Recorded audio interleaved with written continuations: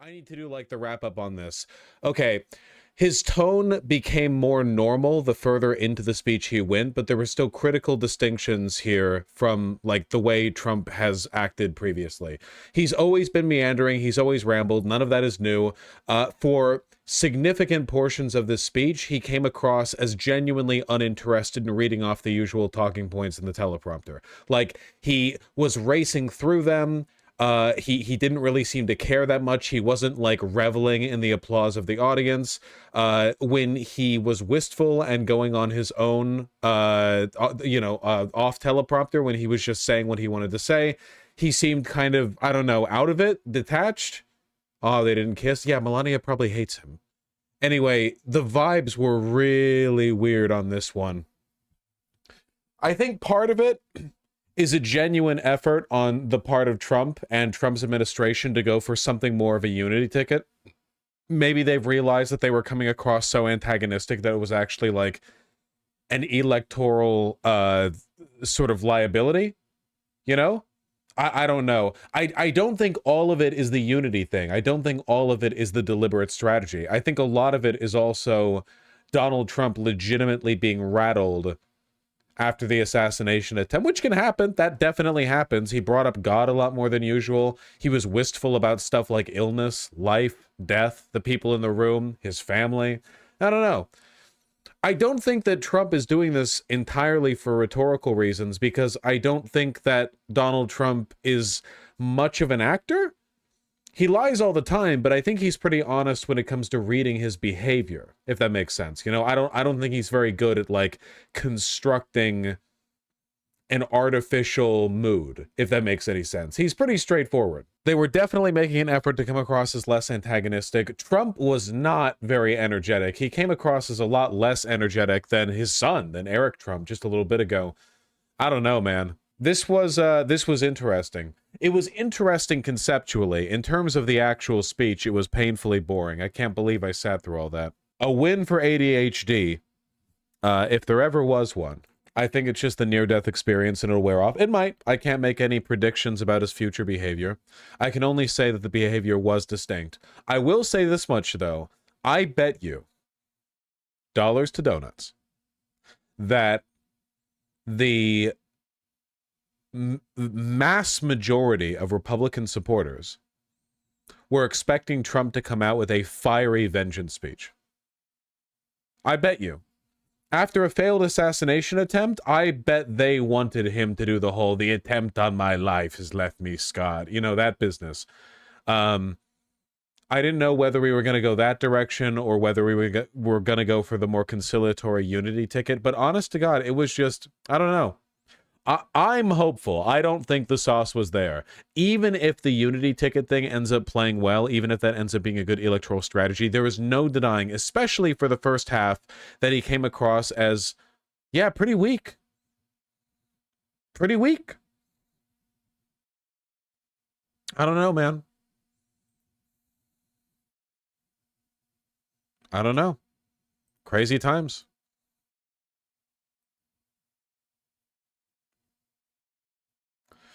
This Donald Trump doesn't seem so scary as president. Well, that might be the deliberate strategy, you know? That might be like the play. They might have realized that they've kind of like overextended in that respect.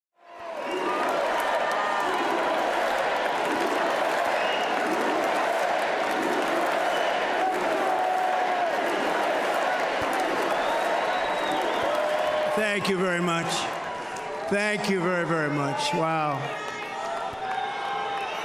And thank you, Dana. Thank you, Kid Rock, sometimes referred to as Bob.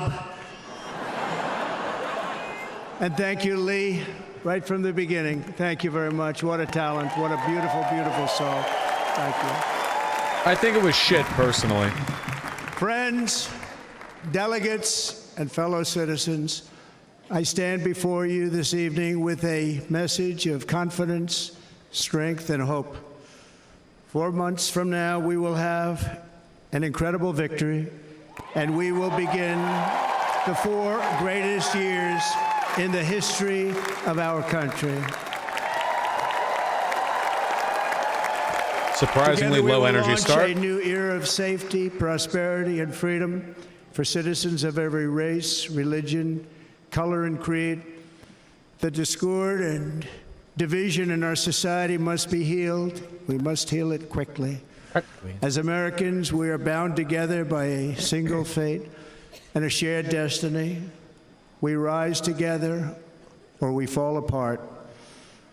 I am running to be president for all of America, not half of America, because there is no victory in winning for half of America. So tonight, with faith and devotion, Is this I the proudly greatest speech accept ever seen at the your RNC? nomination for President of the United States. Thank you. This is low energy. He's low energy. He's tired. He's old. He's feeble. Kamala, get in there! Kamala! Get in there! Remove him from the context of all that has come before. Thank you.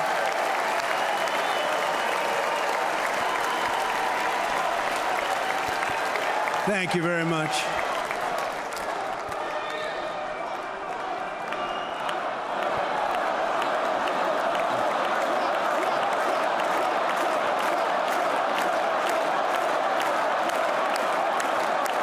Thank you very much. And we will do it right. We're going to do it right. Let me begin this evening by expressing my gratitude to the American people for your outpouring of love and support following the assassination attempt at my rally on Saturday. So, like, genuinely, really low energy. I'm actually really surprised. As you already know, the assassin's bullet came within a quarter of an inch of taking my life. So many people have asked me, what happened? Tell us what happened, please. And therefore, I will tell you exactly what happened, and you'll never hear it from me a second time because it's actually too painful to tell. It was a warm, beautiful day in the early evening in Butler Township in the great Commonwealth of Pennsylvania. Music was loudly playing, and the campaign was doing really well. I went to the stage, and the crowd was cheering wildly. Everybody was happy. I began speaking very strongly, powerfully, and happily, because I was discussing He was pointing the at the great chart. job my administration did on immigration at the southern border. We were very proud of it.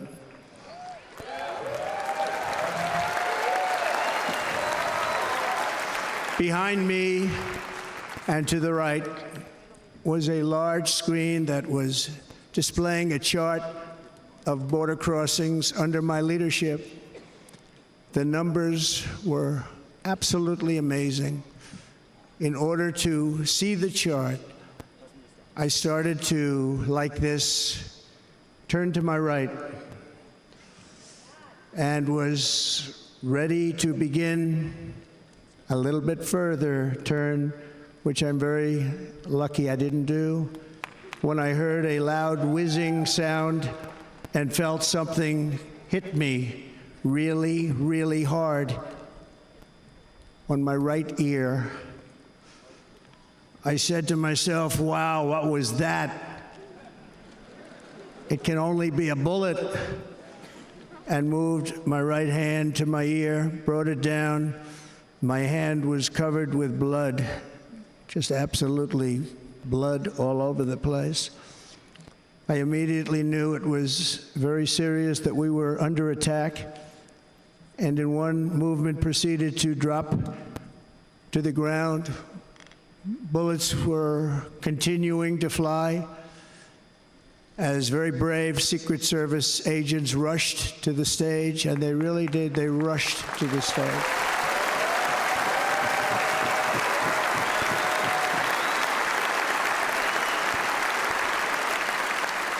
How is he making this These are boring? great people at great risk, I will tell you, and pounced on top of me so that I would be protected. There was blood pouring everywhere, and yet, in a certain way, I felt very safe because I had Strong God men on top of you. my side. I felt that.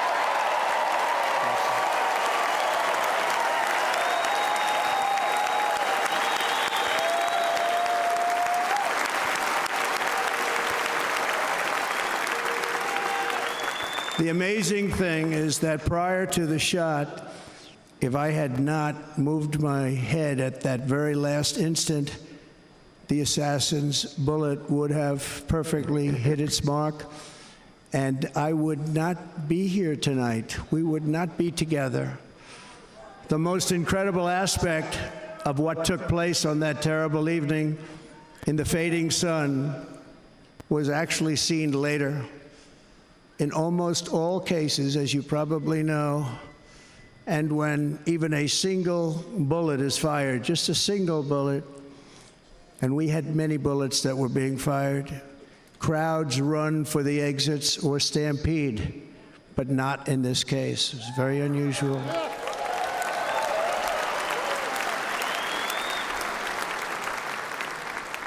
This massive crowd of tens of thousands of people stood by and didn't move an inch. In fact, many of them bravely but automatically stood up looking for where the sniper would be. They knew immediately it was a sniper, and then began pointing at him. You can see that if you look at the group behind me. That was just a small group compared to what was in front.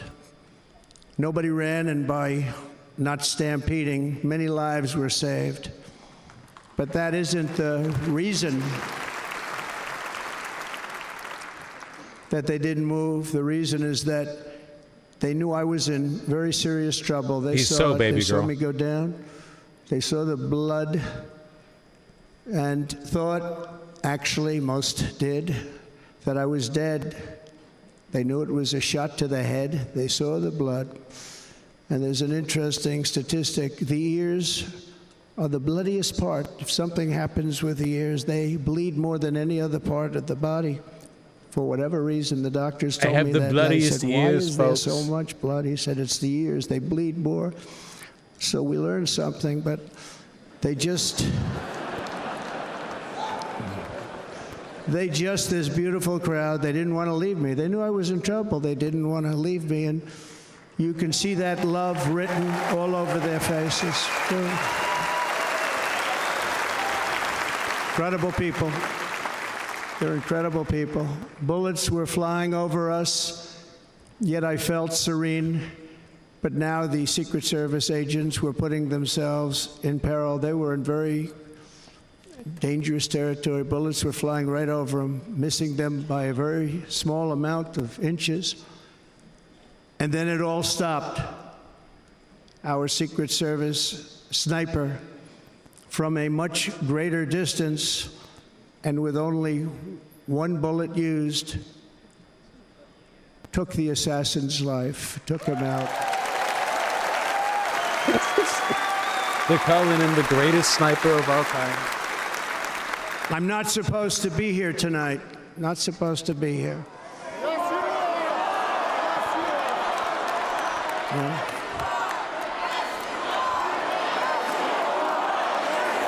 Colt.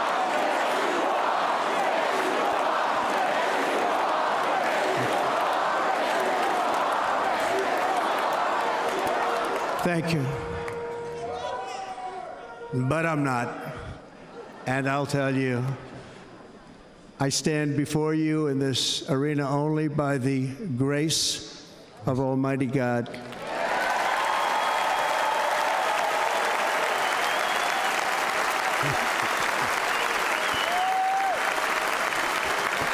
In watching the reports over the last few days, many people say it was a providential moment. Probably was. When I rose, surrounded by Secret Service, the crowd was confused because they thought I was dead, and there was great, great sorrow. I could see that on their faces as I looked out. Oh, God, what if it actually made him They religious? didn't know I was looking out. They thought it was over. But I could see it, and I wanted to do something to let them know I was okay. I raised my right arm, looked What if at it's the real? thousands and thousands of people that were breathlessly waiting, and started shouting, "Fight, fight, fight."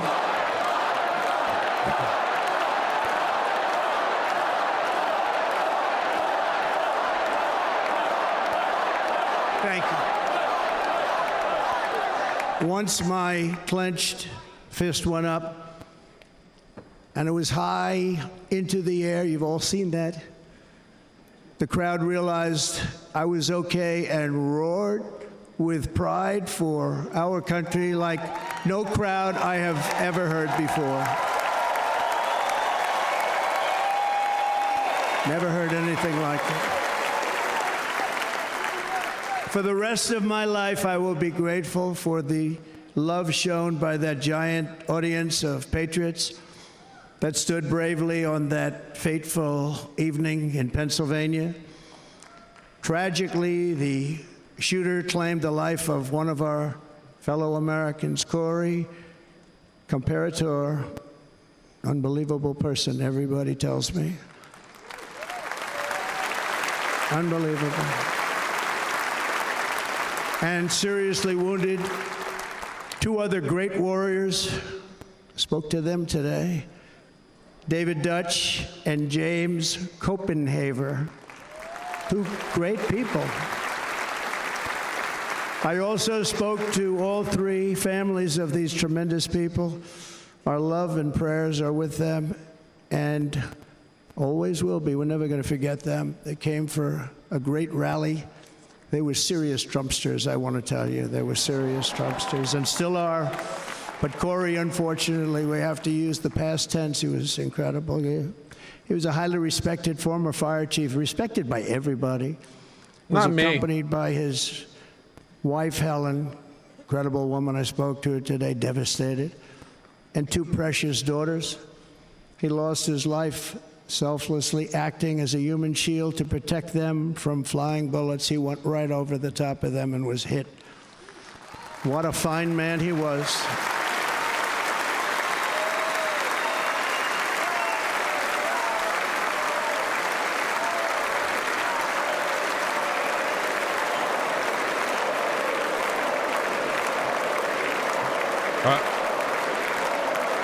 Oh my God.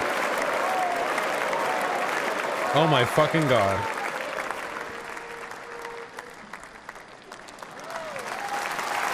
He's fucking Griffith. He's sending him into the afterlife. He's sending his spirit to the great beyond.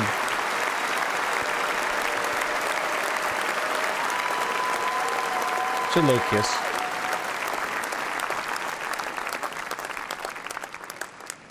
Did they really misspell his name on the jacket? The family for sending. Did they really? His outfit, and it was just something, and they're going to do something very special when they get it. But we did something which cannot match. Oh my what happened. fucking Not even God. close. But I am very proud did. to say that over the past few days, we've raised $6.3 million.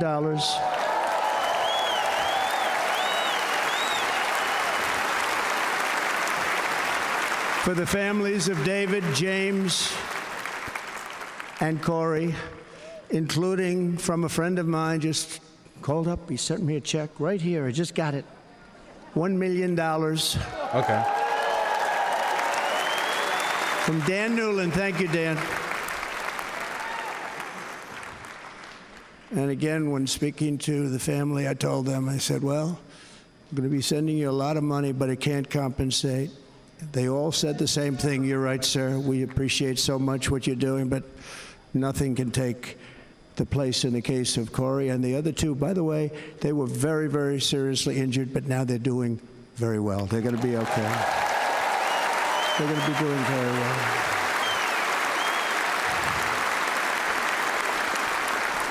They're warriors.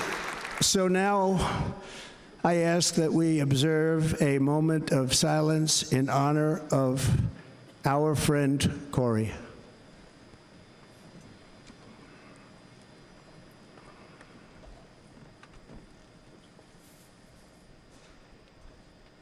He's not my fucking friend. You misspelled his name. It's comparator, not comparator. I can't believe it. How'd they fuck that up? Lay down one's life for others. This is the spirit that forged America in her darkest hours, and this is the love that will lead America back to the summit of human achievement and greatness. This is what we need. Despite such a heinous attack, we unite this evening more determined than ever. I am more determined than ever, and so are you. So is everybody in this room.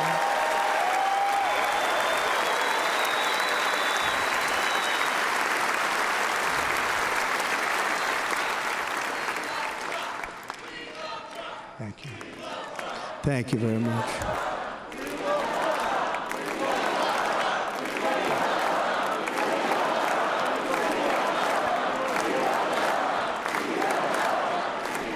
I'm not gonna lie, I'm mega hopiuming right now. Between the jacket thing, which is very funny, and the fact that Trump genuinely sounds like he's on horse tranquilizers, I don't know.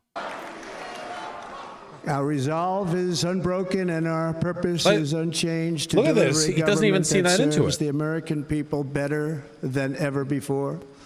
Nothing will stop me in this mission because our vision is righteous and our cause is pure. No matter what obstacle comes our way, we will not break, we will not bend, we will not back down, and I will never stop fighting for you, your family, and our magnificent country. Never.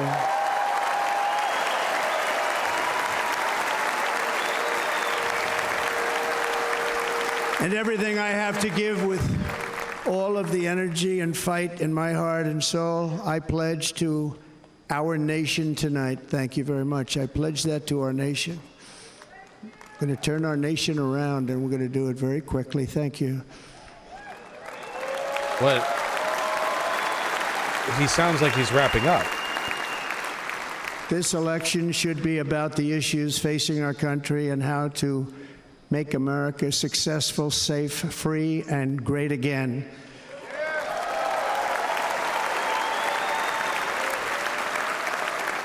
In an age when our politics too often divide us, now is the time to remember that we are all fellow citizens. We are one nation under God, indivisible, with liberty and justice for all.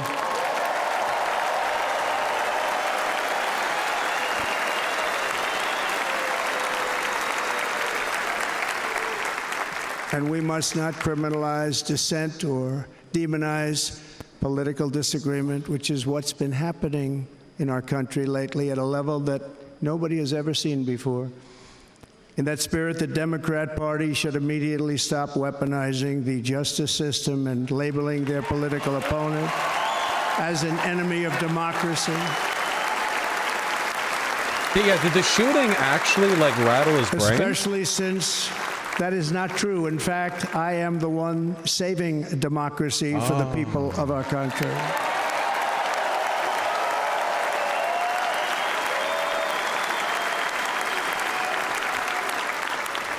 And very big news, as you probably just read, on Monday a major ruling was handed down from a highly respected federal judge in Florida, Eileen Cannon, finding that the prosecutor and the fake documents case against me were totally unconstitutional, and the entire case was thrown out of court.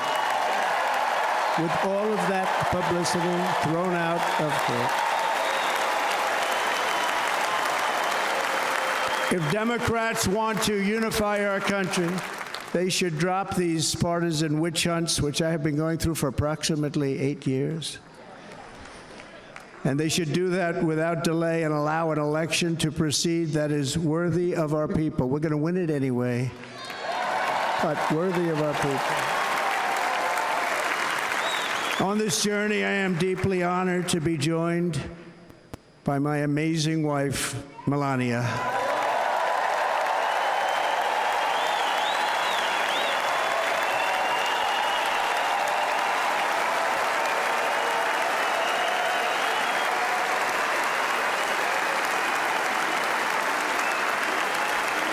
No, she never looks happy. She looks like a hostage. And Melania, thank you very much. You also did something really beautiful, a letter to America calling for national unity, and it really took the Republican Party by surprise. I will tell you, it was beautiful.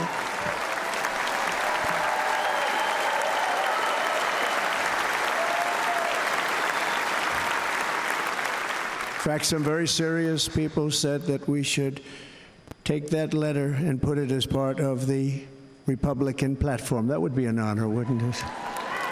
Right? Listen, Mr. Congressman? But it captivated so many, so he's sweating a lot, too.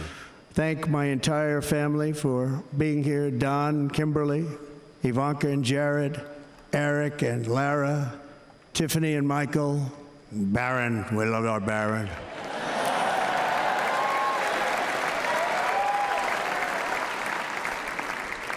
And of course, my 10 wonderful grandchildren. You saw a few of them up there on my lap before.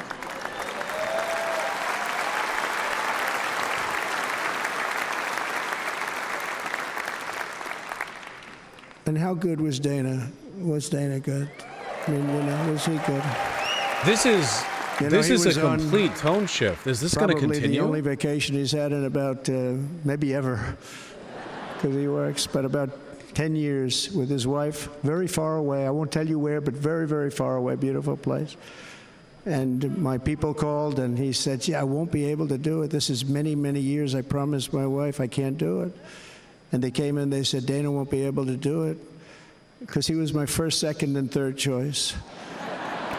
I said, "Well, you know, that's too bad, but I understand." His heart might not be in this anymore. I think that's the most likely.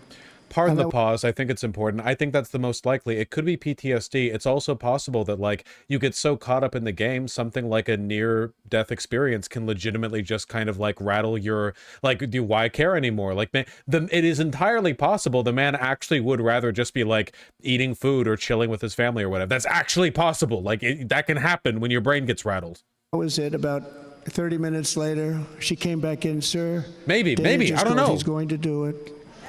And his wife, she said, "You can't turn him down. You just can't do it. You have to go." That's a good wife. I don't think it's pain. I don't think it would be the pain meds doing it. He wouldn't need super strong pain meds. He got grazed in the ear. No, so I think this is his spirit. He got here a little while ago. Now he's going to get on the plane in a little while, and he's going to go back home to his wife. But they're great, and I just want to thank her and him and their whole family, because that's not easy. And Kid Rock, same thing. Called, he said, "I want to be a part of it. I want to be a part," because, you know, Kid does his great song, Big, Big Monster song. I had no idea. You know, he became a friend of mine over the last 10 years. And he's amazing. Everyone loves him. I didn't even know how big he was. You know, he has rallies, 35, 40,000 people he gets every time he goes out. I think he's making so much money, he doesn't know what the hell to do with it. You want to know?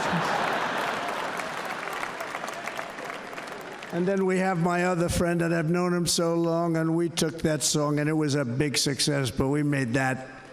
I saw a chart of great songs to America. That was #1 on the chart recently, #1. So that's Lee Greenwood, a very special, beautiful person. He's a beautiful man.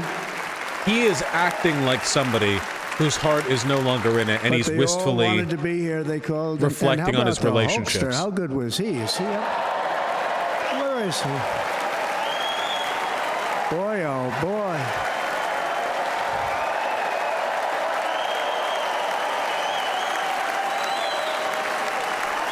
It might be a rhetorical strat, They may call that entertainment. I know about entertainment, but when he used to lift a 350-pound man over his shoulders and then bench press him 2 rows into the audience, I say maybe entertainment, but he is one strong son of a gun. I will tell you, I watched it many times.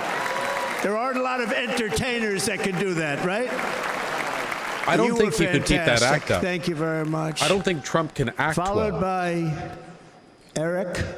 What was that all about? Boy, that was good. I didn't want to really come up here. But he was so great, and he's such a good young man. He went through a lot of trouble. And Don last night was incredible. They went through so much trouble. They got subpoenaed more than any people probably in the history of the United States. Every week they get another subpoena from the Democrats, crazy Nancy Pelosi, the whole thing, just boom, boom, boom. They've got to stop that because they're destroying our country. We have to work on making America great again, not on beating people. And we won. We beat them and all. We beat them on the impeachments. We beat them on indictments. We beat them. But the time that you have to spend, if they would devote that genius to helping our country, we'd have a much stronger and better country. Genius? Did he just say the Democrats are misusing their genius? This is very strange. I don't think this is like a rhetorical shift. I genuinely think that he's in a completely different mindset. The biggest star in country music, Jason, thank you for being here. He doesn't even want to talk politics. He just wants to reflect on the people in the audience. Jason Aldean, he's good. I like his wife even better, by the way. She's here. Thank you, Jason. But I'm thrilled to have a new friend and partner fighting by my side, the next Vice President of the United States, the current Senator from Ohio, J.D. Vance, and his incredible wife, Usha.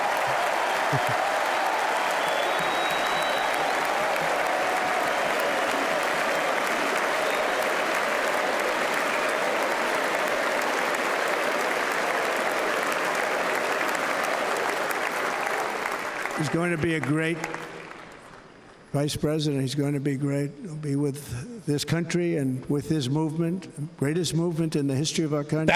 That was what he had to say about his VP pick? When they criticized it, they said, we're going to try and stop MAGA. I said, MAGA is making America great again. What are you going to stop? There's nothing to stop. Then they say, oh, that's right. It's very tough to fight it. And all of the people he's not using the teleprompter. Have failed. But he's going to be with us for a long time. Follow his eyeballs. He's not following anything. Him. Great student at Yale. His wife was a great student at Yale. They met at Yale. These are two smart people. So, J.D., you're going to be doing this for a long time. Enjoy the ride.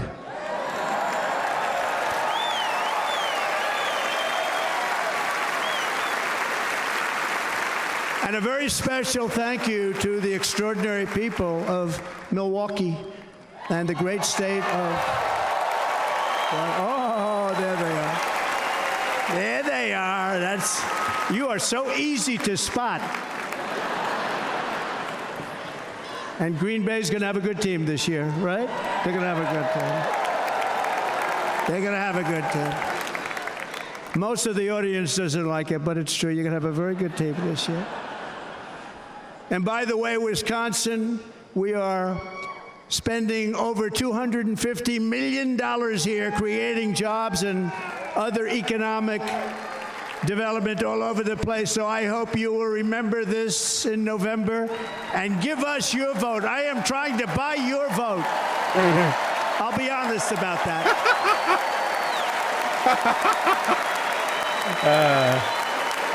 All right. And I promise we will make Wisconsin great again. We're going to make it. That is good. Thank you, Mr. Governor. Thank you very much. Thank you.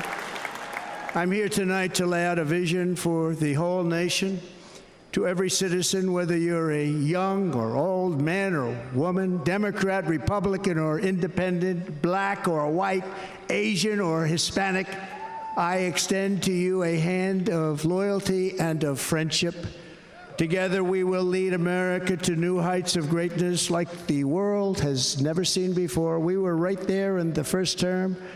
We got hit with COVID. We did a great job. Nobody knew what it was, but nobody's ever seen an economy pre-COVID. And then we handed over a stock market that was substantially higher than just prior to COVID.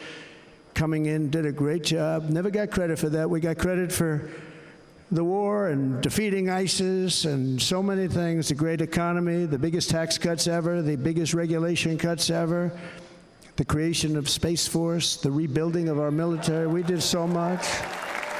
We do so much. Right to try. Right to try is a big deal.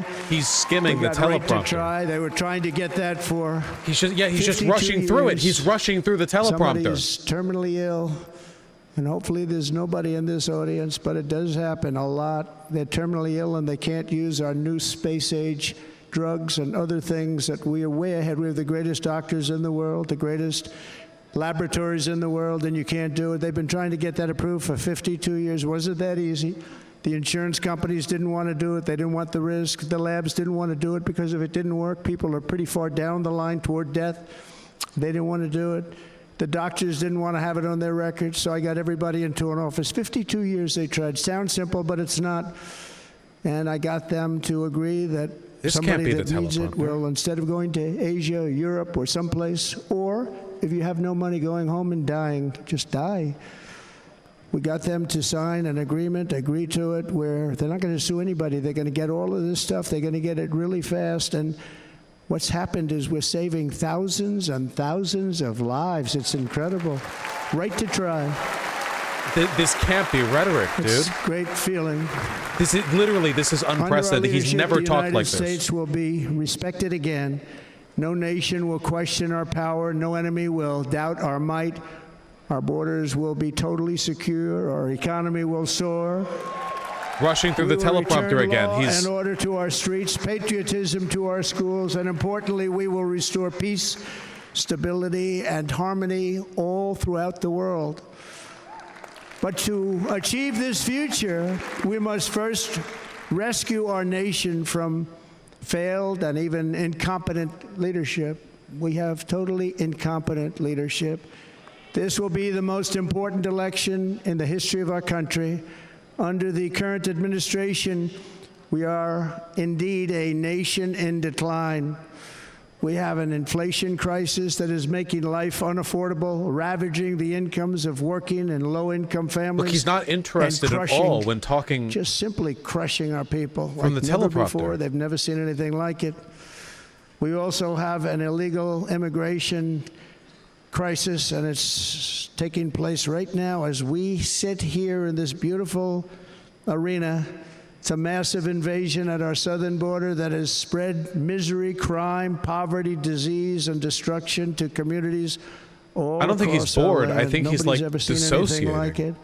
Then there's an international crisis, the likes of which the world has seldom been part of. Nobody can believe what's happening. War is now raging in Europe and the Middle East. He's A not moving growing his head from keeping specter eye of with the conflict teleprompter. hangs See? over Taiwan, He's not even Korea, trying. the Philippines. He's just reading and it all out. of Asia, and our planet is teetering on the edge of World War III. And this will be a war like no other war because of weaponry. The weapons are no longer army tanks going back and forth shooting at each other. These weapons are obliteration. It's time for a change. This administration can't come close to solving the Even the problems audience we're is dealing silent. with. Everyone agrees on this. Very Everyone, the tough, people in the audience Very know. fierce people. They're fierce people. They've been to Trump rallies before. And we don't have fierce people. We have people that are a lot less than fierce, except when it comes to cheating on elections and a couple of other things. Then they're fierce. Then they're fierce. So tonight, I make this pledge to the great people of America. I will end the devastating inflation crisis immediately, bring down interest rates, and lower the cost of energy. We will the drill, prompter. baby, drill. There we go. Yeah, they like that. They like that.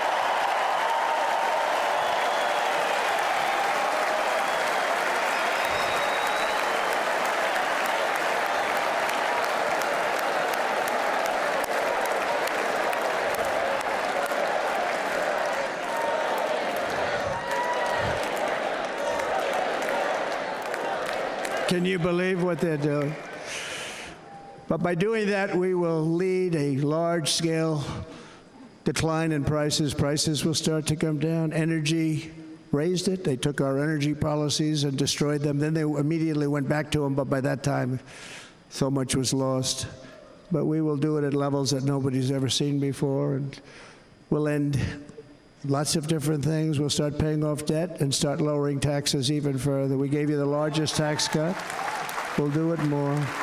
You know, people don't realize I brought taxes way down, way down, and yet we took in more revenues the following year than we did when the tax rate was much higher. Most people said, how did you do that? Because it was incentive. Everybody was coming to the country. They were bringing back billions and billions of dollars into our country. The companies, it made it impossible to bring it back. The tax rate was too high, and the legal complications were far too great. I changed both of them, and hundreds of billions of dollars by Apple and so many other companies were brought back into our nation, and we had an economy the likes of which no nation had ever seen. China, we were beating them at levels that were incredible. And they know it. They know it. We'll do it again, but we'll do it even better. I will end the illegal immigration crisis by closing our border and finishing the wall, most of which I've already built.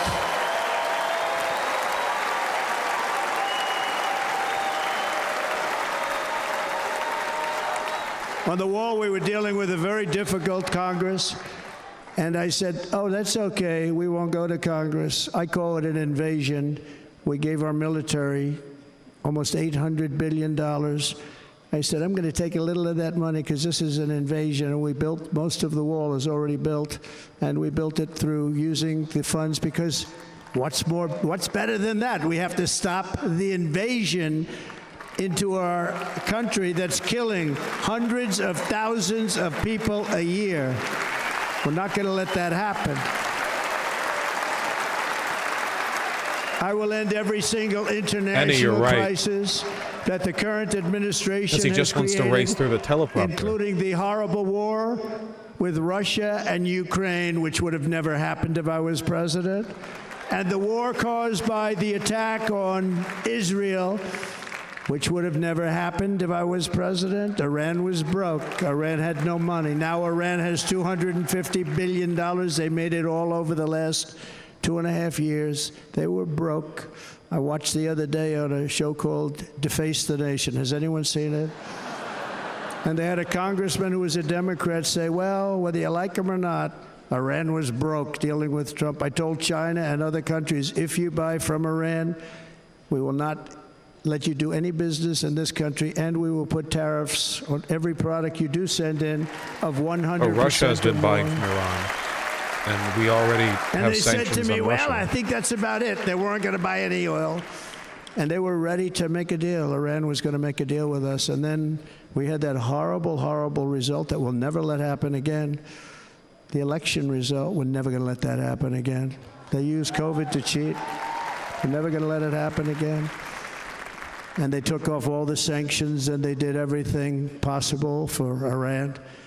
And now Iran is very close to having a nuclear weapon, which would have never happened. This is a shame what this administration, the damage that this administration has done. And I say it often, if you took the 10 worst presidents in the history of the United States, think of it, the 10 worst, added them up, they will not have done the damage that Biden has done. I'm only going to use the term once. Biden, I'm not going to use the name anymore, just one time.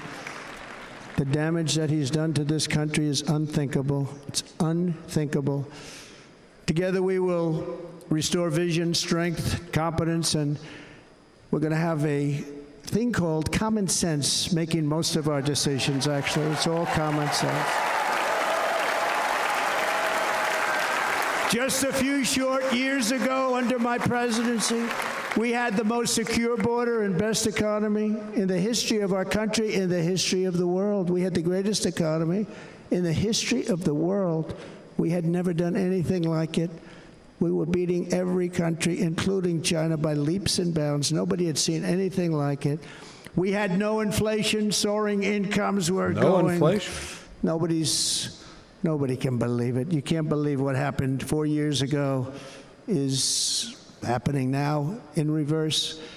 And the world was at peace. Inflation has been a killer for our country. No matter what you make it doesn't matter, because inflation is eating you alive. People that were putting away money, they were making great wages, the highest they've ever made, but they were putting away a lot of money. Now they are just being destroyed. They're not putting away anything. They're barely living. They're going into savings accounts.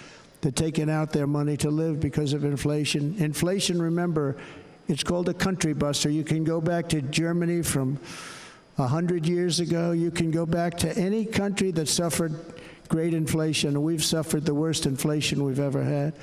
But go back and see what's happened to those countries. We've had the worst inflation we've ever had under this person.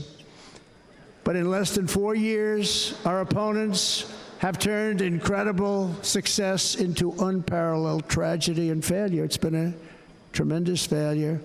Today, our cities are flooded with illegal aliens. Americans are being squeezed out of the labor force and their jobs are taken. And by the way, you know who's taking the jobs that are created? 107% of those jobs are taken by illegal aliens. What? And you know who's being hurt the most by millions of people pouring into our country? The black population and the Hispanic population, because they're taking the jobs from our black population, our Hispanic population. That's MAGA math, and baby. They're also taking them from unions.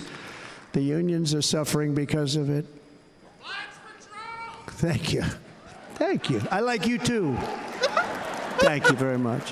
What is going on? Inflation has wiped out the life savings of our citizens and forced the middle class into a state of depression and despair. That's what it is. It's despair and depression. We cannot and will not let this continue. Less than 4 years ago, we were a great nation, and we will soon be a great nation again. We're going to be a great nation again. This is insane.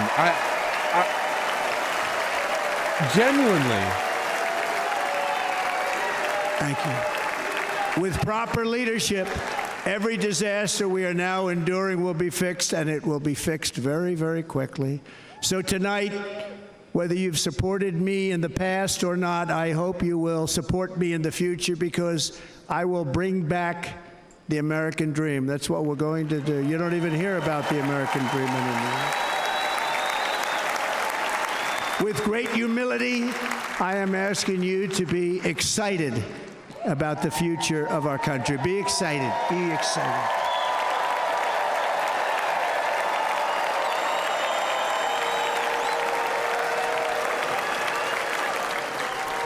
And by the way, the news reports, look at all of those big networks. Look at them. They're all here. But every one of them has said this could be the most organized, best run, and most enthusiastic convention of either party that they've ever seen. Every single one. I don't know if they've said that. And it's true. It's true. And there's love in the room. There's great love in the room. This is so weirdly positive. Love in the room while talking about the men. He didn't even call them lying. He just said they've all... So I better finish strong. Otherwise, we'll blow it. And we can't let that happen.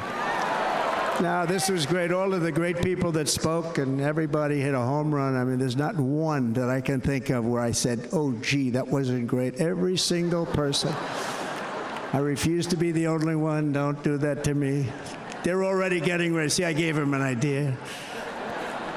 Now, this was a great convention. This was, I think we're actually going to go home and miss it. You know, usually with a first of all, look at these crowds. You'd never have this at a convention. Look at these crowds. This is the least antagonistic I have heard him be, maybe ever. I've never heard him be this This week, the entire mellow. Republican Party has formally adopted an agenda for America's renewal, and you saw that agenda. And it's very short compared to the long, boring, meaningless agendas of the past, including the Democrats. They write these things that are hundreds of pages long, and they never read them after they're done. He's bored. In their case, fortunately, they don't read them because they're pretty bad. It's a series of bold promises that we will swiftly implement when you give us a Republican House.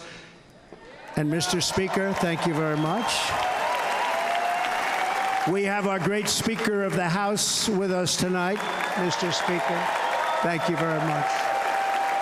Thank you.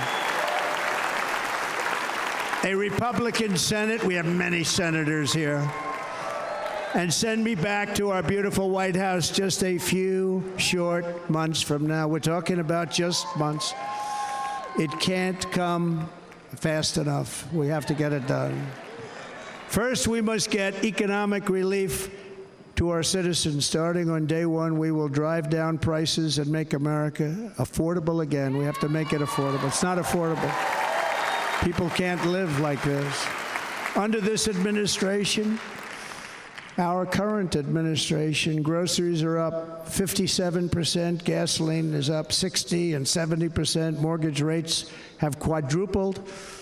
And the fact is, it doesn't matter what they are because you can't get the money anyway. You can't buy houses. Young people can't get any financing to buy a house. The total household costs have increased an average of $28,000 per family under this administration. Republicans have a plan to bring down prices and bring them down very, very rapidly. By slashing energy costs, we will in turn reduce the cost of transportation, manufacturing, and all household goods. So much starts with energy. And remember, we have more liquid gold under our feet than any other country by far. We are a nation that has the opportunity to make an absolute fortune with its energy. We have it, and China doesn't. Under the Trump administration, just 3.5 years ago, we were energy independent. But soon, we will actually be better than that. We will be energy dominant and supply not only ourselves, but we will supply the rest of the world with numbers that nobody has ever seen, and we will reduce our debt, $36 trillion. We will start reducing that, and we will also reduce your taxes still further. Next, and by the way, they want to raise your taxes 4 times, think of it. And all my life I grew up watching politicians. I always loved politics. I guess I was on the other side. I'd watch and they were always talking about, we will give you a tax cut. We will give you a tax cut. My whole life I was watching, I will give you a tax cut, right, Mr. Congressman? That's all they talked about. This is the only administration that said, we're going to raise your taxes by 4 times what you're paying now, and people are supposed to vote for them? I've never heard it. You're paying too much. We're going to reduce your taxes. Is that so? Still further. We gave you the biggest one, as I said. We're going to give you more, and it's going to lead to tremendous growth. We want growth in our country. That's what's going to pay off our debt.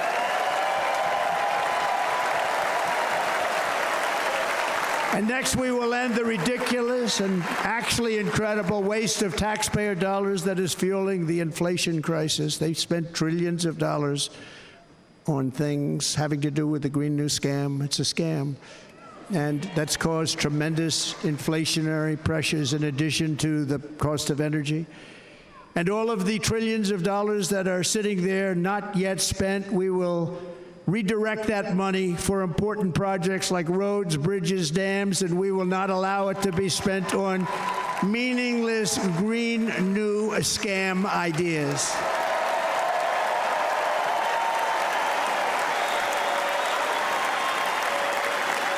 And I will end the electric vehicle mandate on day one.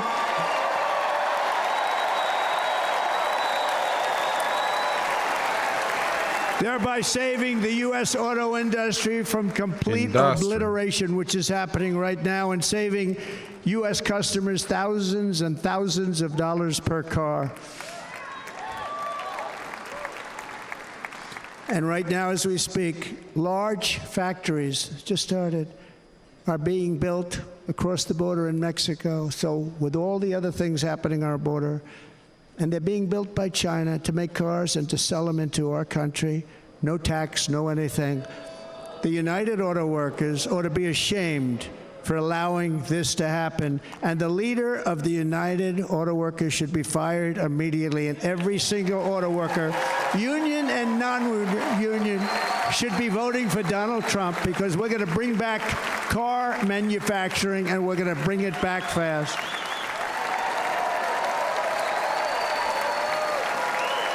They're building some of the largest auto plants anywhere in the world. Think of it, in the world. We're going to bring it back. We're going to make them. We don't mind that happening, but those plants are going to be built in the United States, and our people are going to man those plants. Are you okay? I'm waiting to the end, I guess, to like share my thoughts. And if they don't agree with us, a lot we'll of this, put a honestly, is tariff just of kind of boring. Approximately 100 to 200% on each car, and they will be unsellable in the United States. We have long been taken advantage of by other countries. And think of it, oftentimes these other countries are considered so-called allies. They've taken advantage of us for years. We lose jobs, we lose revenue, and they gain everything and wipe out our businesses, wipe out our people. I stopped it for 4 years. I stopped it. And we're really ready to make changes like nobody had seen before. And remember, USMCA, I got rid of NAFTA, the worst trade deal ever made, and replaced it with USMCA, which is, they say, the best trade deal ever made. Actually, probably the best trade deal was the deal I made with China, where they buy $50 billion worth of our product. They were buying nothing. They buy $50 billion worth. They had to. But I don't even talk about it because of COVID. I don't even mention it, frankly, because of what happened with the China virus.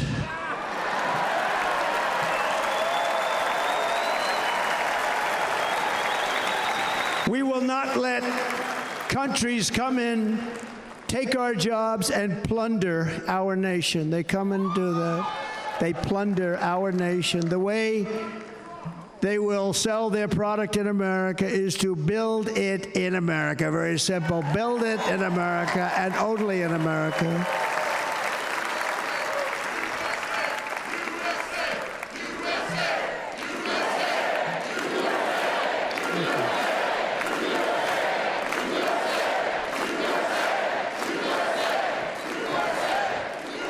And this very simple formula, and Congress has to go along with us, and they will.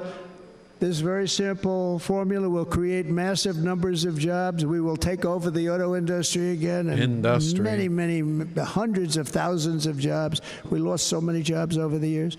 If you go back 20, 25 years, they've stolen, going to China and Mexico, about 68% of our auto industry manufacturing. Why does he keep saying industry like that? We're going to get them all back, every one of them.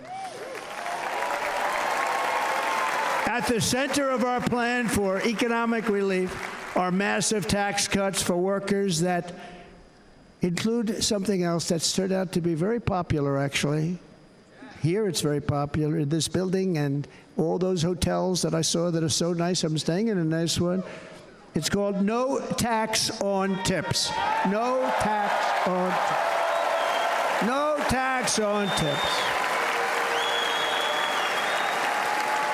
He's picked up a little bit of steam, but there are still critical differences in the way he's talking that I'm trying to pay attention to. I got that by having dinner recently in Nevada, where we're leading by about 14 points. Hello. I'll see you there very soon, everybody. And we're having dinner at a beautiful restaurant in the Trump building on the Strip, and it's a great building, and the waitress comes over. How's everything going? A really nice person. How's everything? Oh, sir, it's so tough. The government's after me all the time on tips, tips, tips. I said, well, they give you cash. Would they be able to find them? She said, actually, and I didn't know this, she said, very little cash is given. It's all put right on the check. And they come in and they take so much of our money, it's just ridiculous, and they don't believe anything we say. And they've just hired, as you know, 88,000 agents to go after them even more. And I said, even know what I'm on about right now. This shows the level of my, most people go out, they hire consultants, they pay millions of dollars. But I said to her, let me just ask you a question. Would you be happy if you had no tax on tips? She said, what a great idea. I got my information from a very smart waitress. That's better than spending millions of dollars. And everybody loves it. Waitresses and caddies and drivers and everybody. It's a large group of people that are being really hurt badly. They make money. Let them keep their money. I'm going to protect Social Security and Medicare. Democrats are going to destroy Social Security and Medicare because all of these people, by the millions they're coming in, they're going to be on Social Security and Medicare and other things, and you're not able to afford it. They are destroying your Social Security and your Medicare. Under my plan, incomes will skyrocket, inflation will vanish completely, jobs will come roaring back, and the middle class will prosper like never, ever before, and we're going to do it very rapidly.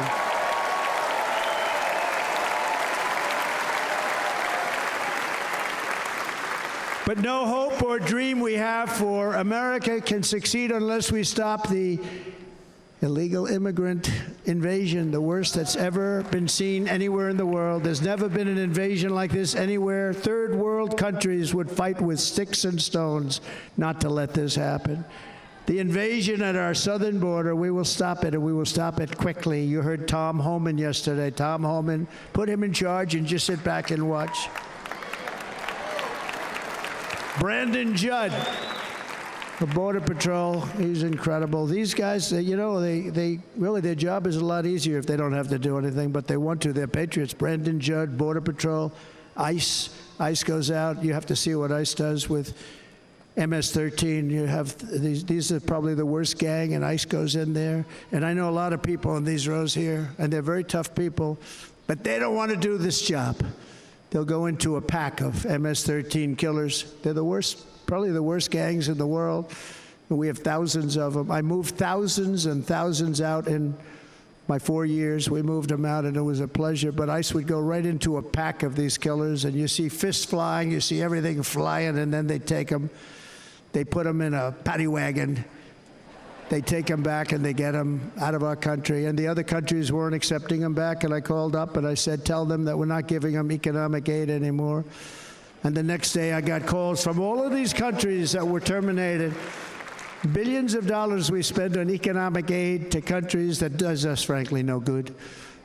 And the next day I was called by everybody. I couldn't take all the calls. Sir, what's the problem? I said, you won't take your killers back that you sent in caravans into America. You won't take them back. Well, sir, if you'd like us to, we would give very serious consideration to doing that.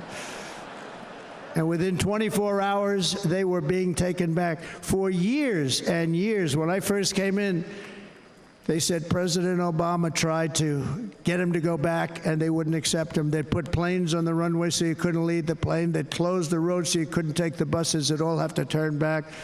As soon as I said no more economic aid of any kind to any country that does that, they called back and they said, sir, it would be our great honor to take MS-13. We love them very much. We love them very much, sir. We'll take them back. He's picking back up a little bit. At the heart of the Republican platform is our pledge to end this border nightmare and fully restore the sacred and sovereign borders of the United States of America, and we're going to do that on day one.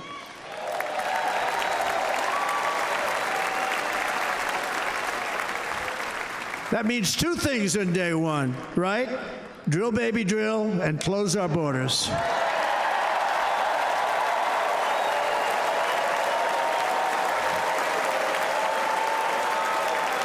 And by the way, and I think everybody as a Republican, as a patriot in this room, and most Democrats, we want people to come into our country, but they have to come into our country legally. Legally. Less than 4 years ago, I handed this administration the strongest border in American history. But you can see on the chart that saved my life, that was the chart that saved my life. I said, look it, I'm so proud of it. I think it's one of the greatest, it was done by the Border Patrol, one of the greatest charts I've ever seen. It showed everything just like that. You know the chart. Oh, there it is. That's pretty good. Wow.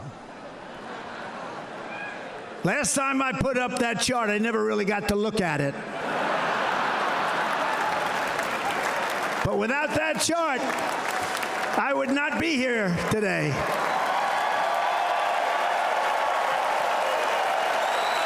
Never got to look at it.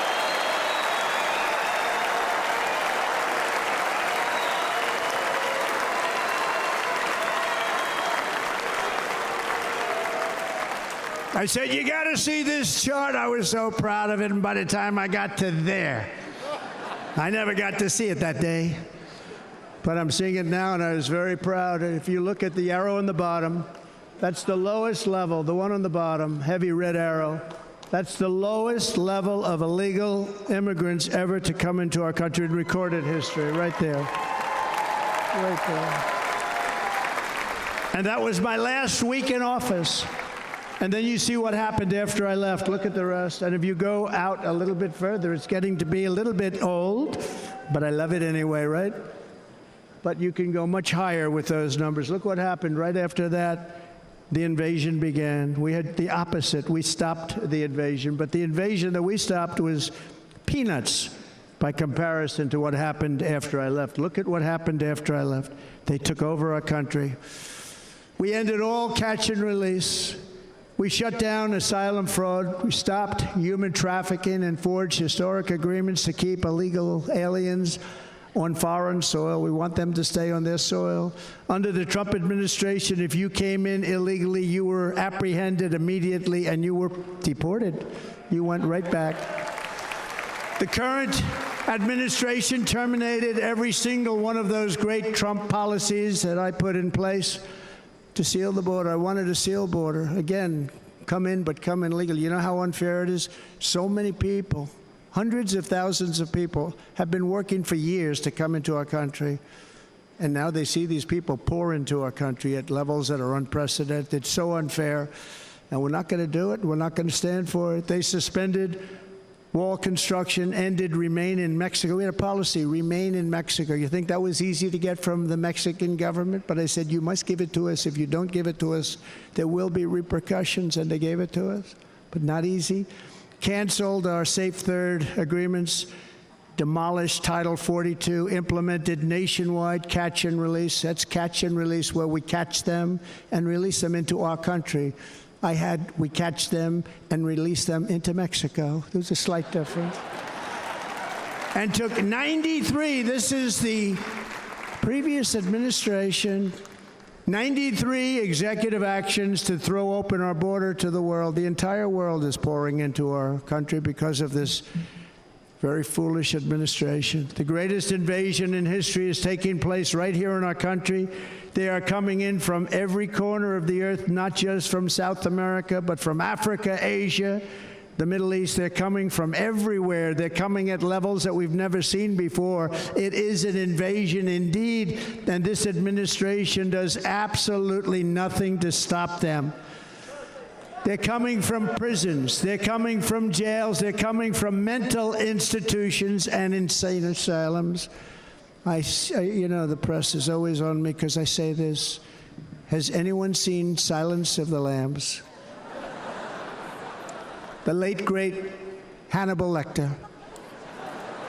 They're calling him Hernandez Lecters. That's insane asylums. They're Hannibal Lopez coming on up. And terrorists are coming in at numbers that we've never seen before. Bad things are going to happen. Meanwhile, our crime rate is going up, while crime statistics all over the world are going down, because they're taking their criminals and they're putting them into our country.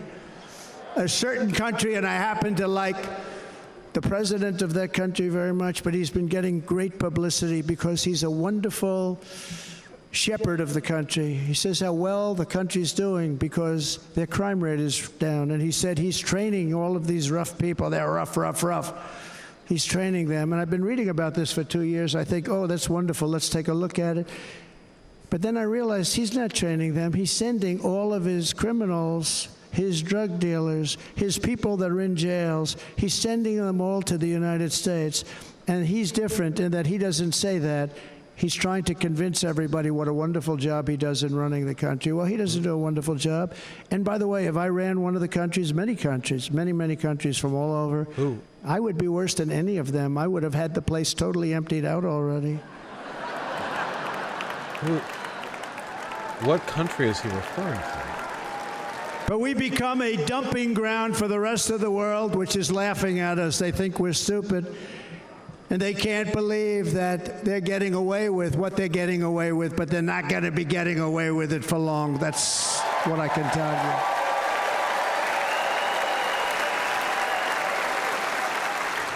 you. In Venezuela, Caracas, high crime, high crime. Caracas, Venezuela, really a dangerous place, but not anymore. Because in Venezuela, crime is down 72%. In fact, if they would ever win this election, I hate to even say that, we will have our next Republican convention in Venezuela because it will be safe. Our cities will be so unsafe we won't be able. We will not be able to have it there. In El Salvador, murders are down by 70%. Why are they down? Now, he would have you convinced that because he's trained murderers to be wonderful people. No. They're down because they're sending their murderers to the United States of America. Okay, it was El Salvador he was referring to. This is going to be very bad. And bad things are going to happen, and you're seeing it happen all the time. That's why, to keep our families safe, the Republican platform promises to launch the largest deportation operation in the history of our country. Even larger than that of President Dwight D. Eisenhower from many years ago. You know, he was a moderate, but he believed very strongly in borders. He had the largest deportation operation we've ever had.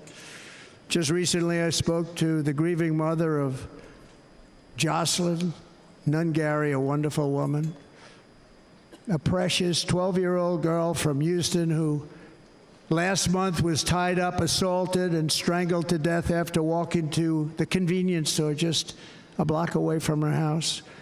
Her body was dumped near the side of the road in a shallow creek, found by some onlookers who couldn't believe what they had witnessed.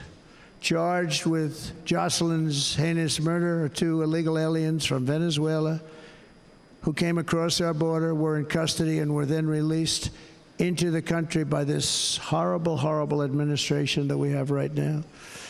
I also met recently with the heartbroken mother and sister of Rachel Morin. Rachel was a 37-year-old mom of 5 beautiful children who was brutally raped and murdered while out on a run. She wanted to keep herself in good shape. It was very important to her. She was murdered. The monster responsible first killed another woman in El Salvador before he was led into America by the White House. This White House let them in. He then attacked a 9-year-old girl and her mother in a home invasion in Los Angeles before murdering Rachel in Maryland. Traveled all throughout the country, doing tremendous damage. Rachel's mother will never be the same. I spent time with her. She will never be the same. I've also met with the wonderful family of Laken Riley, the brilliant 22-year-old nursing student. She was so proud of being first in her class, who was out for a jog on the campus of the University of Georgia when she was assaulted, beaten, and horrifically killed. Yet another American life was stolen by a criminal alien set free by this administration. And these were incredible people we're talking about. These were incredible people who died. Tonight, America, this is my vow. I will not let these killers and criminals into our country.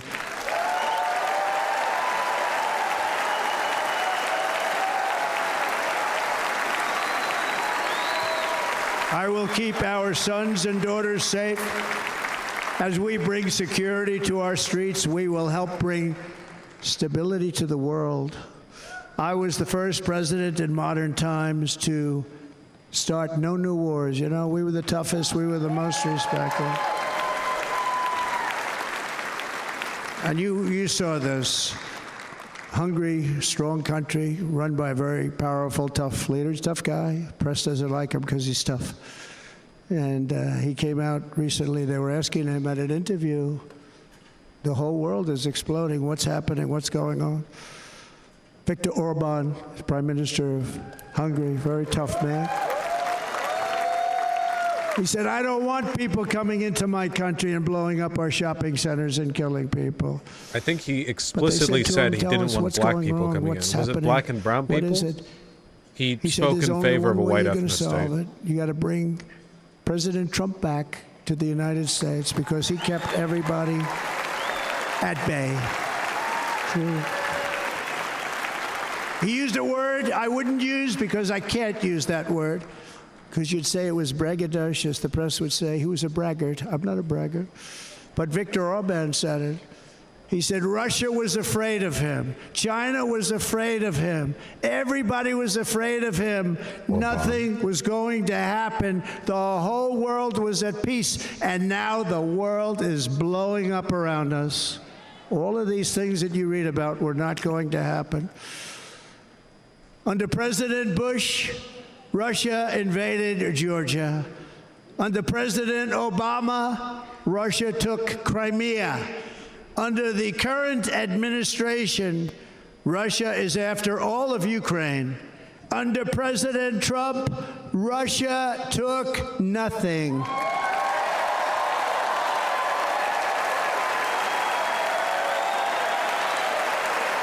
Bush taking strays. They don't like Bush. We defeated 100% of ISIS in Syria and Iraq, something that was said to take 5 years, sir. It'll take 5 years, sir. We did it in a matter of a couple of months. We have a great military. Our military is not woke. It's just some of the fools on top that are woke.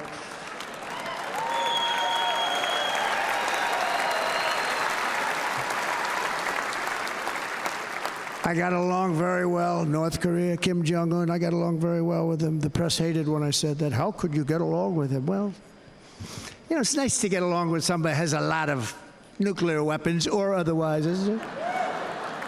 See, in the old days, they'd say, that's a wonderful thing. Now they say, how could you possibly do that? But no, I got along with him, and we stopped the missile launches from North Korea. Now North Korea's acting up again, but when we get back, I get along with him. He'd like to see me back, too. I think he misses me, if you want to know the truth. That I don't doubt. Our opponents inherited a world at peace and turned it into a planet of war. We're in a planet of war. Look at that attack on Israel. Look at what's happening with Ukraine. The cities are just bombed out. How can people live like that where buildings, massive buildings, are falling to the ground? It began to unravel with the disastrous withdrawal from Afghanistan, the worst humiliation in the history of our country. We have never had a humiliation like that. 13 heroic U.S. service members were tragically and needlessly killed. 45 others were horrifically wounded. Nobody ever talks about them. No arms, no legs, face explosions, horrifically wounded. And by the way, we have a man in this room who's running for the U.S. Senate from a great state, Nevada, named Sam Brown, who paid the ultimate price. Thank you, Sam. Thank you, Sam. They're talking about the guy who his face got blown off in Reconstruction. He paid the biggest price probably ever paid by anybody that is running for office, and I think he's going to do great. He's running against a person that is not good, not respected, a total lightweight. But Sam, I think, paid, really, we were talking about it with some of the senators that are working so hard for Sam, but he paid the biggest price of any senator ever to run for the Senate. I don't think anybody's ever what he did. He was a real hero, a really great person. And he's running, and I hope that everybody gets out and votes for Sam Brown.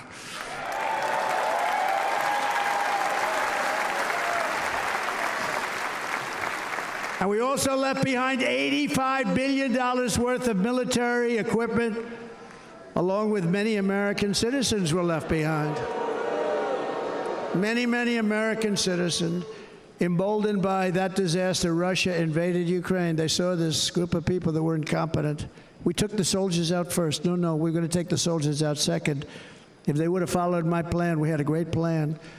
But the plan only kicked in if they did everything perfectly, and they weren't doing things perfectly, so we said it doesn't kick in. You know, 18 months in Afghanistan, we didn't have one, so they were killing them left and right, snipers. And I spoke to the head of the Taliban. You've heard this story. Abdul, still there, still the head of the Taliban. The press got on me. Why would you speak to him? I said, because that's where the killing is. I don't have to speak to somebody that has nothing to do with it. And I told him, don't ever do that. Don't ever do that again. Don't ever, ever do that again. You've got to stop. Because during the Obama administration, many great people and soldiers, but a lot of soldiers were being killed from long distance. I said, if you keep doing that, you're going to be hit harder than anybody's ever been hit by a country before.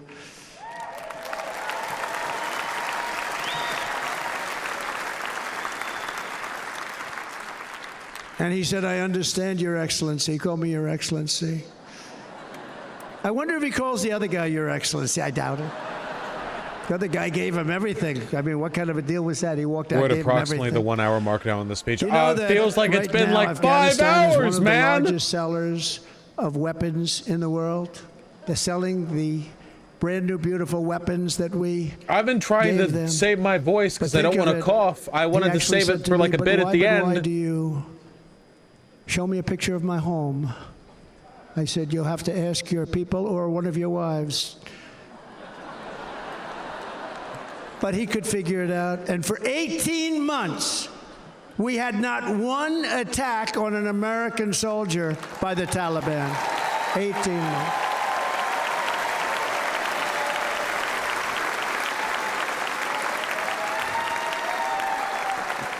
And then we had that horrible day where soldiers were killed. I was not there because of a ridiculous election. But we had that horrible attack. And they also gave up Bagram, one of the biggest bases anywhere in the world, air bases anywhere in the world, the longest runways, most powerful, hardened, thickened runways. We gave it up. And I liked it not because of Afghanistan. I liked it because of China. It's 1 hour away from where China makes their nuclear weapons. And you know who has it now? China has it now. We were keeping that.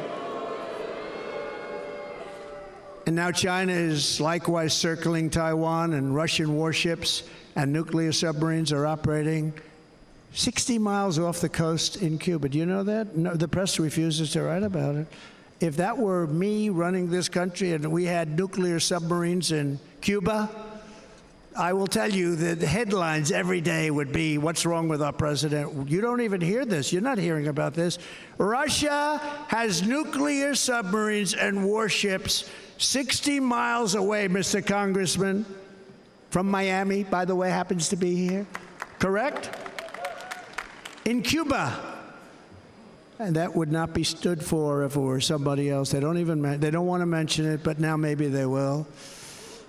And the entire world, I tell you this, we want our hostages back, and they better be back before I assume office, or you will be paying a very big price.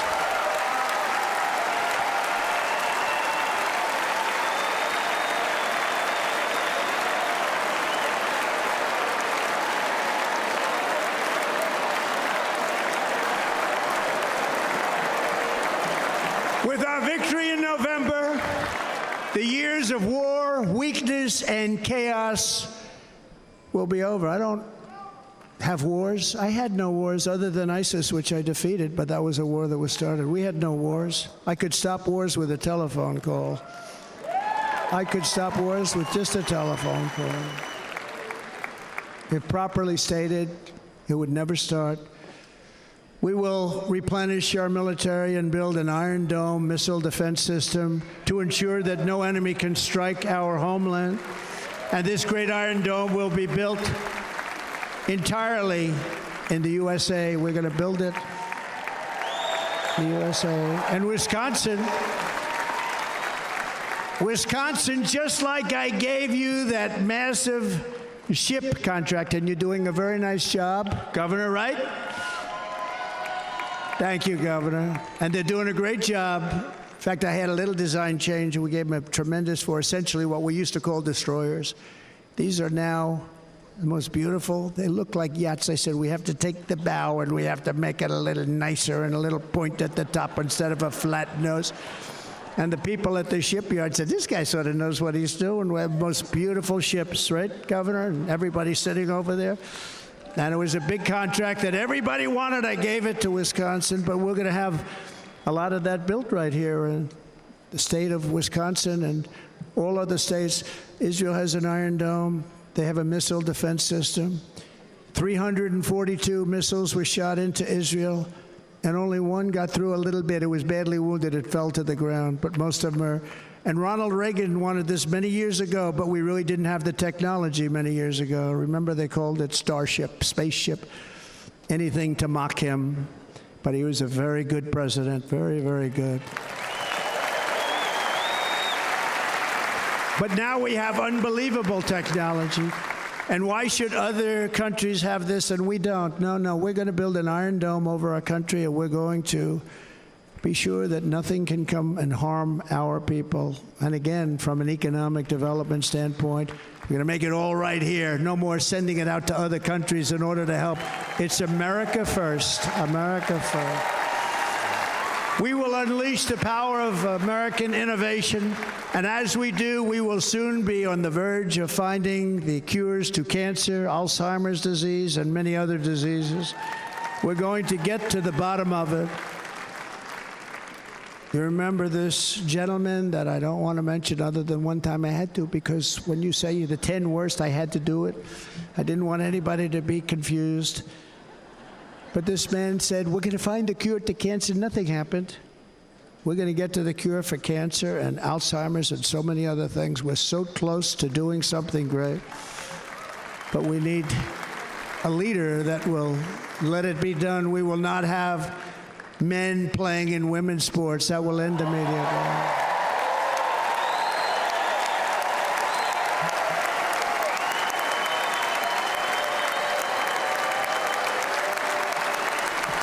And we will restore and renovate our nation's once great cities, making them safe, clean, and beautiful again. And that includes our nation's capital, which is a horrible killing field. So many things. They leave from Wisconsin, they go to look at the Washington Monument, they end up getting stabbed, killed, or shot. We will be very soon very proud of our capital, again, Washington, D.C.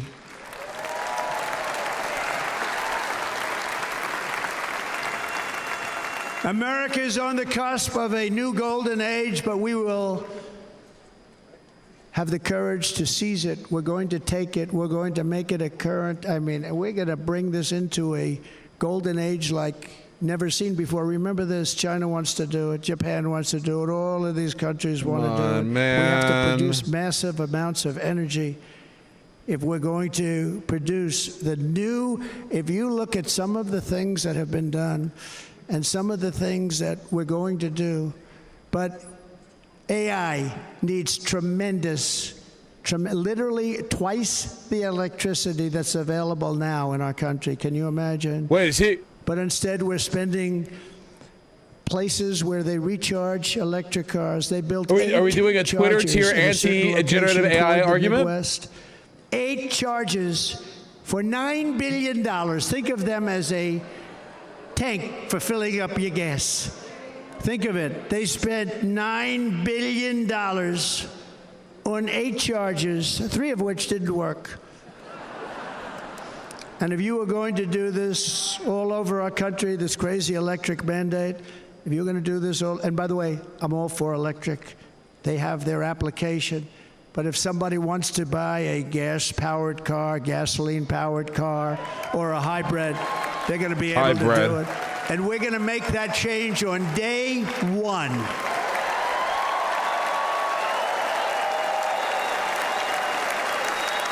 No kidding, Aaron. So to conclude, just a few short days ago, my journey with you nearly ended. We know that. And yet, here we are tonight, all gathered together, talking about the future, promise, and a total renewal of a thing we love very much. It's called America. We live in a world of miracles. None of us knows God's plan or where life's adventure will take us. Oh my God, he's so Franklin Graham for being here tonight. He's an outstanding man. Altered. He wrote me a note recently. I have a lot of respect for him.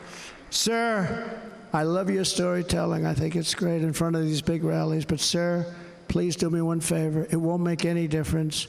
Please don't use any foul language. I was a little embarrassed. I said, he said, it won't make any difference. Actually, it does. The story's not quite as good, but I've been very good. The story is not quite as good, to be honest. I've got to have a little talk with Franklin, but he was great. He's a great gentleman. His father was so incredible, Billy Graham. My father used to love taking me to see Billy Graham.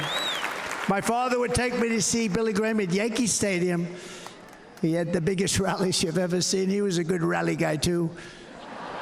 But he'd get up, and he was a fantastic guy. My father loved Billy Graham. But I love Franklin Graham. I think Franklin's been fantastic, and I'm working so hard to adhere to his note to me. I'm working hard on it, Franklin. But if the events of last Saturday make anything clear, it is that every single moment we have on earth is a gift from God. He's rattled, man. Okay, wait, I'm really sorry.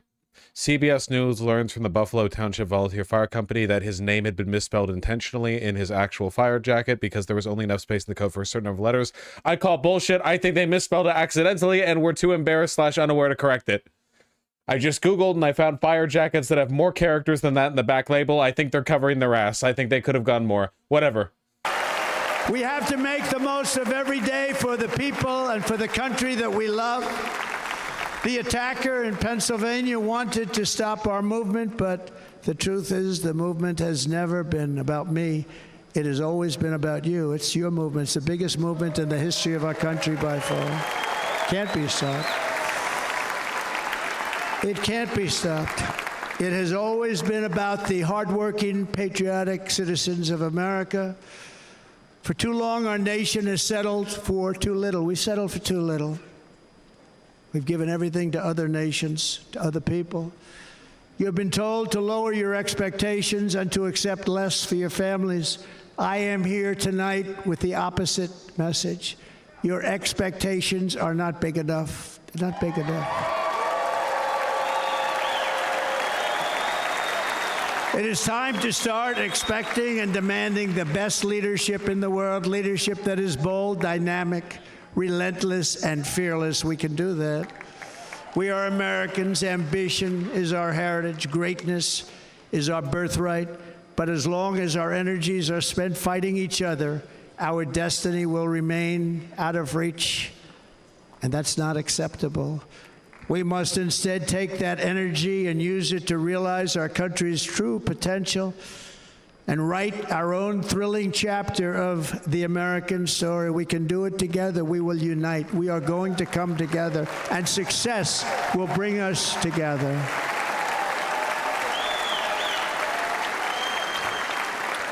It is a story of love, sacrifice, and so many other things. And remember the word devotion. It's unmatched devotion. Our American ancestors crossed the Delaware, survived the icy winter at Valley Forge, and defeated a mighty empire to establish our cherished republic. They fought so hard, they lost so many. They pushed thousands and thousands of miles across a dangerous frontier, taming the wilderness to build a life and a magnificent home for their family. They packed their families into covered wagons, trekked across hazardous trails, scaled towering mountains, and braved rivers and rapids to stake their claim on the wide open, new, and very beautiful frontier. When our way of life was threatened, American patriots marched onto the battlefield, raced into enemy strongholds, and stared down death and stared down those enemies to keep alive the flame of freedom. At Yorktown, Gettysburg, and Midway, they joined the roll call of immortal heroes. So many just so many heroes, so many great, great people. And we have to cherish those people. We can't forget those people. We have to cherish those people.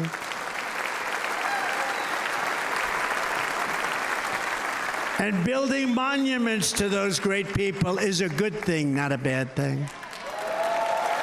They saved our country. No challenge was too much. No hardship was too great. No enemy was too fierce. Together these patriots soldiered on and endured, and they prevailed because they had faith in each other, faith in their country, and above all, they had faith in their God.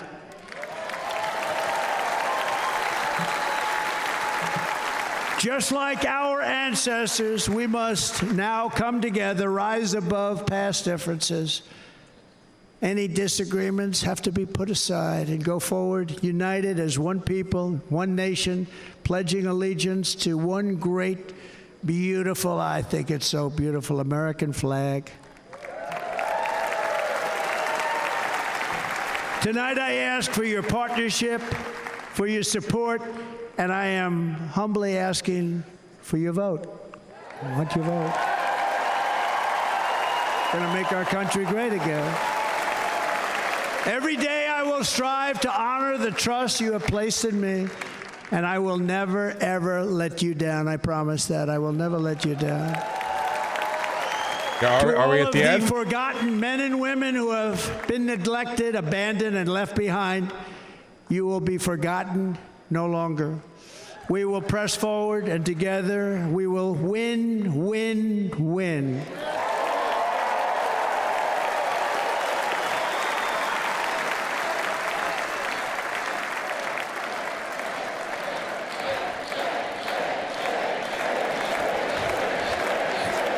Win, win, win, win, win, win.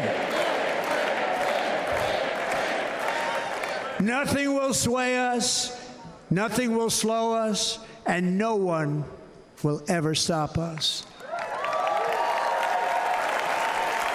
No matter what dangers come our way, no matter what obstacles lie in our path, we will keep striving toward our shared and glorious destiny, and we will not fail. We will not fail. Together we will save this country, we will restore the republic, and we will usher in the rich and wonderful tomorrows that our people so truly deserve. America's future will be bigger, better, bolder, brighter, happier, stronger, freer, greater, and more united than ever before.